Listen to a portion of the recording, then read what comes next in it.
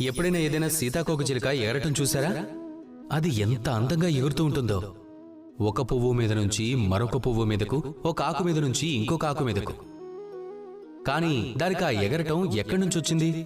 ఎప్పుడైనా ఆలోచించారా? పుట్టుకతోనే సీతాకోకచిలుకకు రెక్కలుండవు.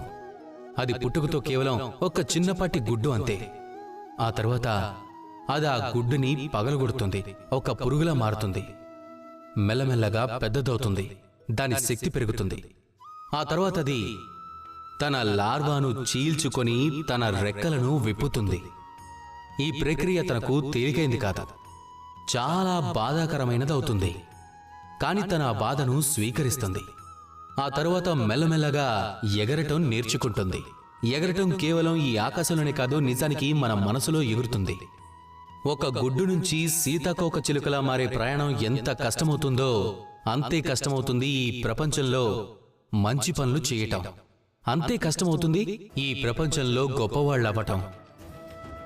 అందుకోసం అవసరమైంది ప్రయత్నం, ఇంకా సమయం. నిరంతరం ప్రయత్నిస్తూ ఉండండి ఆఖరి నిమిషం వరకు. ఇక ఒకరోజు మీరు కూడా ఈ ఆకాశంలో ఎగురుతూ కనిపిస్తారు.